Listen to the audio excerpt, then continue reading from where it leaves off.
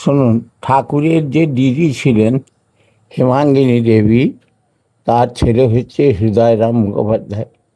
হৃদয়রাম মুখোপাধ্যায়ের ছেলে দক্ষিণাচরণ মুখোপাধ্যায়, আর দক্ষিণাচরণ মুখোপাধ্যায়ের ছেলে আমি।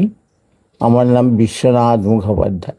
তাহলে হৃদয় হচ্ছেন আমার নিজের দাদু, আর দাদুর মামা হচ্ছেন ঠাকুর। সেই জন্য ঠাকুর শ্রীরামকৃষ্ণদেব আমার দাদু। আর ওই দুর্গা মন্দির, এই নারায়ণের মন্দির সবই ঠাকুর শ্রীরামকৃষ্ণদেবের নিজের হাতে প্রতিষ্ঠিত।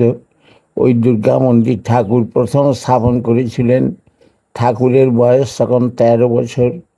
হেমাঙ্গিনী দেবী তার দিদির অনুমতি নিয়ে ওই মন্দির প্রতিষ্ঠা করে নিজে হাতে দুর্গা প্রতিমা তৈরি করে ওখানে 3 বছর পর পর পুজো করেছিলেন। 13, 14, 15, 16 বছর বয়সে ঠাকুরের যে বড় দাদা রামকুমার চট্টোপাধ্যায়, ওনাকে দক্ষিণেশ্বরে নিয়ে চলে যায়। তো 16 বছরের পুজোতে ঠাকুর কিন্তু আসতে পারেননি। আমার দাদু যথারীতি ঠাকুরকে দক্ষিণেশ্বরে আনতে গিয়েছিলেন, কিন্তু বললেন যে দেখ, মায়ের দর্শন কতদিনে পাবো তার ঠিক নাই, কিন্তু এই 3 মাস সেবা পুজো করতে করতে মা আমার প্রতি সন্তুষ্ট হয়ে পড়েছেন।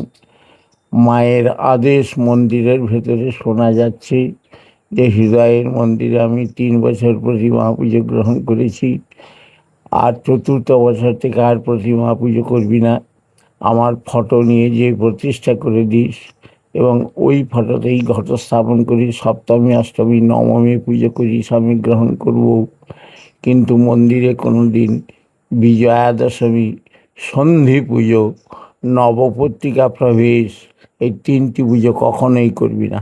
তো ওই দুর্গা মন্দিরের যে ফটোটি স্থাপন হয়ে আছে, ওইটি দাদু ঠাকুরের, আমাদের মা ভবতারীর নির্দেশ মতো প্রতিষ্ঠিত। আমরা এইভাবেই দুর্গোৎসব করে থাকি মায়ের নির্দেশ মতো, আর নিত্য সেবা পুজো হয়।